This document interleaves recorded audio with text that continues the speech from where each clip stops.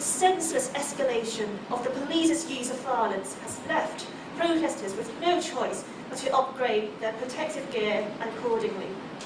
Still, the set of gear commonly seen on protesters now, despite having evolved from the simple surgical mask worn pre-12th of June, has been proven inept against the recent usages of chemical warfare by the Hong Kong police, as well as their other brutal crimes against humanity. Hong Kong has just seen its darkest weekend in its contemporary history. We saw Kwai Fong Station being turned into a gas chamber, and protesters being pushed down a moving escalator by the police at Tai Koo, where they had also fired at the protesters within a meter's range of an air gun. In Tsuen Wan and North Point, we also saw civilians being attacked by members of triads, whose actions were harboured and supported by the police. In Tsim Sha Tsui, a female first aider was shot in the eye through her goggles and was permanently blinded instantly. Hong Kong had turned into a torture field overnight. It had been well documented that the police had shot the first aider in Tsim Sha Tsui during the arrest mission with a beanbag round. The right zygomatic bone was fractured, rupturing her right eyeball, and the left one would very likely become blind as well due to the immune reaction triggered by the incident. The pain endured by the female first aider was deemed to be medically equal to that of childbirth.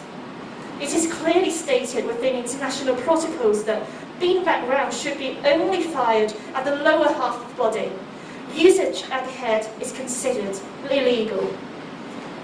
The police had no reason to fire at the protesters when they posed no threat to the personal safety of the armed police. The police also disregarded the guidelines of the manufacturers of the tear gas and fired it indoors multiple times last night at Kwai Fong. It clearly states on the shells of the tear gas nodules that its usage is strictly limited to the outdoors.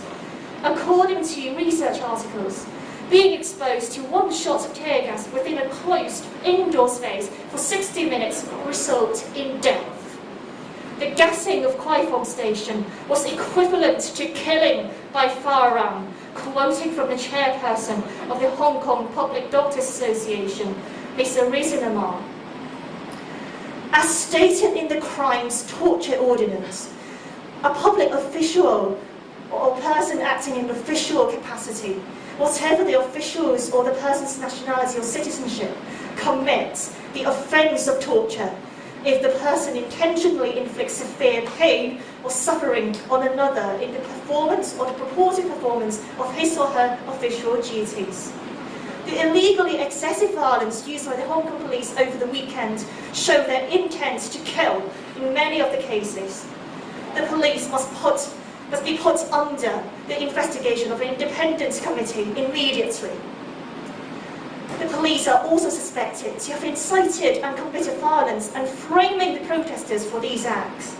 It has been documented in live videos that some policemen dressed up as protesters by putting on black tops and gas masks have infiltrated the crowd. These undercovers were also seen wearing earphones with which they might have communicated with their colleagues. In a live footage by Now TV, it could be seen that the police had slipped a sharp instrument into the backpack of one of these protesters, who was already under arrest with his hands tied. Therefore, we have reasons to suspect that the police might have used undercovers in many previous protests to start violent conflicts and participate in illegal acts, such as the manufacture and use of gasoline bombs, fire raising, the attack on police stations with bricks, and the possession of highly offensive weapons, and then frame the protesters for committing these crimes. After the incidents last night, people do not only feel unsafe leaving their house, they are now worried that they would be put to death by a policeman dressed like a local at any time. The government once claimed that they do not want to see Hong Kong being turned into a fugitives' paradise, but they have now successfully led Hong Kong people to hell with their own hands. Underneath the helmets and masks worn by protesters, Each one of them is just an ordinary Hong Kong citizen like you and me. They are no safer in that gear than anyone else on the street in the face of the weapons used by police. And whilst they have decided to put their lives on the line for nothing less than an all-consuming love for our homeland and the future of our city, they are being demoralised, demonised and slandered by the government and those who support its authoritarian rule. The protesters are repeatedly being called and treated like cockroaches by the police. Such dehumanisation is a psychological manipulation that was once used by Hitler's regime to sanction and justify the genocide of the Jews who were duly dehumanised by the Nazi. The cockroach sentiment also parallels what has been found in a published documentation of the Rwandan genocide, during which the Tutsis were referred to by the Hutus as cockroaches. Again, dehumanisation as a psychological tactic was deployed to enable the extermination of up to 1 million people. We are seeing signs of dehumanisation at play in certain people's political discourse in justifying the violation of basic human rights. Mr. Ho Kwan Yew proclaimed that his misogynistic verbal abuse of a female netizen online was appropriate and that cockroaches are genderless and not alive or sentient enough to feel sexually offended. He has also repeatedly used words within the semantic field of ethnic cleansing in numerous of his Facebook posts, such as purge and sterilisation. Hong Kong now finds itself in the verge of a humanitarian crisis, if not already in the middle of one. And amid all this, Mrs. Carrie Lam would not cease her disrupted economy rhetoric.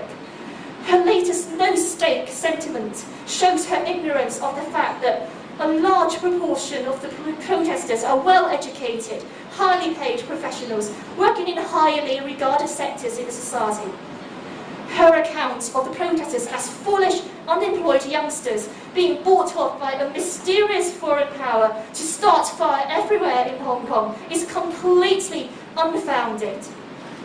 She refuses to believe in the collective intellect and agency of the people, and that they have managed to inspire the world all on their own.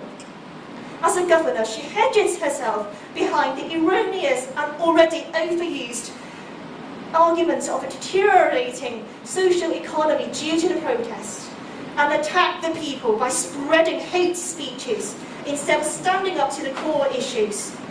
We must re-emphasize here that the protesters are not destroying Hong Kong. They are rescuing it from an unimaginably grim future with all they have. We will not tolerate the chief executive for dividing the people.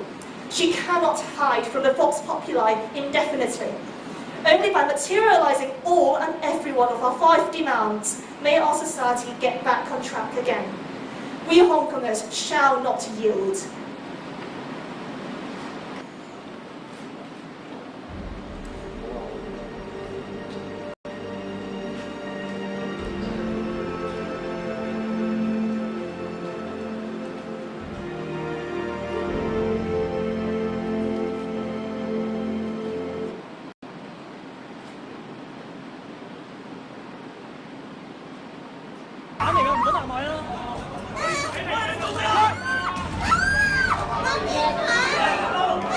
我已經俾你拘捕啦，我知啊。唔係啊，我門牙都甩埋啊！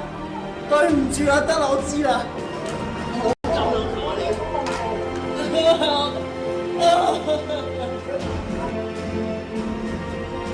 懷疑警察喺拘捕期間插贓嫁禍。學院翻查 NowTV 高角度嘅直播影片所見，白衣被捕者雙手已經被扣上手扣，無法活動，同時被大量警察包圍。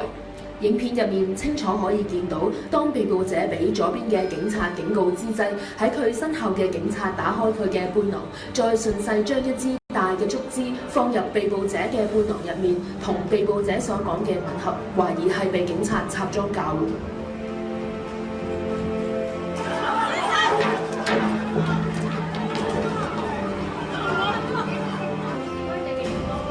阿 Sir 想問下你哋點解好似示威者咁嘅打扮，而呢度係便衣探員啦，定係你哋係警察咧？呢邊有邊會答你㗎啦？我哋發問問題㗎喎，冇騷擾我哋。你做緊嘢，你警察唔先，我想話我睇警察先，你話印仔喺邊啊？你係警察，我唔阻止你做嘢，但我唔知你喺邊度。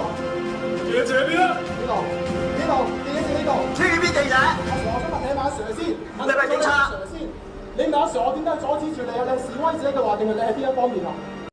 擺低個鏡頭。唔係，你係邊度先？點解擺低鏡頭？我點解擺低個鏡頭？顯示我嘅委任證，我唔需要俾你全世界睇嘅。即係你係警察，唔需要睇啫，唔需要你係警察得㗎啦。你講你係警察，你冇講過。自己諗啦。呢個係咪啊？係咪警察？阿 Sir，用下你啲專業知識。點樣專業知識啊？問你咯，而家咪就係你讀點樣做記者㗎嘛？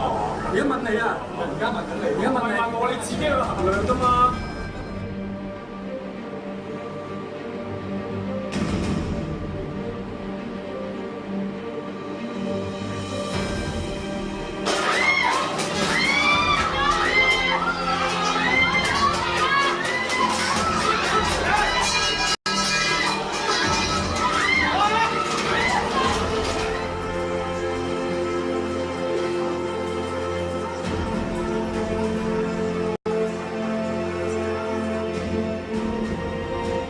我想問你哋係做咩㗎？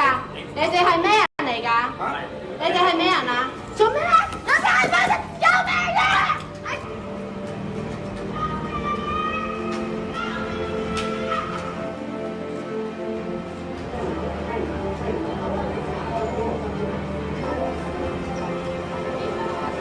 到咗葵芳港鐵站之後，多次去站入面施放催淚彈，示威者後退到列車入面。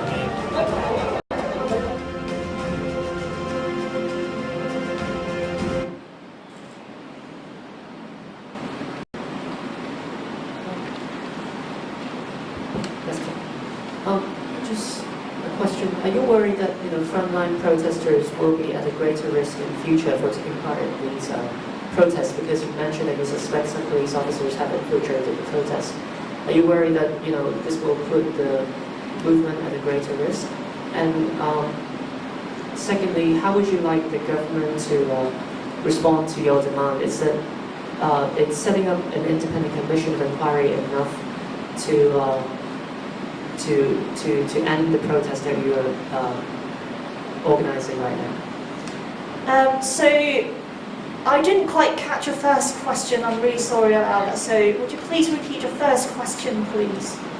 Because you mentioned that you suspect that there are police officers infiltrating into the movement, and so are you worried that in continuing your protest in the same way, this will put people, especially the frontline protesters, at a greater risk of being arrested? Okay, so... Have you been discussing among yourselves how to continue your protests?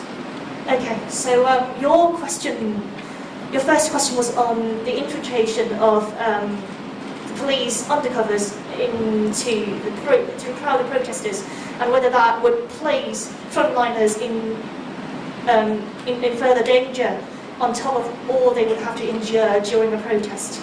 Again, the police would have to be the people who investigate into whether there are any infiltrations at all into the front line of the protesters. We are not in the place, it's not our position to offer any kind of comments or any kind of... We have the suspicion because we can see it in the live videos, but that's the reality. That's the reality that everyone can see, not only us. So they would have to be the people who investigate into it and offer you the information rather than redoing the job. And your second question was on whether... I'm really sorry, I actually forgot about it. Okay. I think... Do you have any other action apart from asking the government to set up an independent commission of inquiry? Because you said that the level of violence has escalated in yesterday's protests. Would you consider taking any other action apart from asking the government to set up an inquiry? Okay, they would have to, as we've already said in our speech, they would have to respond to all and every one of the 5 demands. So just one of these demands, which is to establish an independent investigation committee, would not cover. It is not enough. We would not take that. And they have to respond to all 5 demands to begin with. And regarding the problem of infiltration of undercover among protesters, and I think it is the government or the police force responsibility for explaining the reason behind. Instead, whether we will be afraid and our feelings is meaningless, because facing this threat and facing the infiltration of undercovers among protesters, and I believe Hong Kong people will not give up, and they will still come out to the street, and they will explain that our 5 core demands until the government faces us right.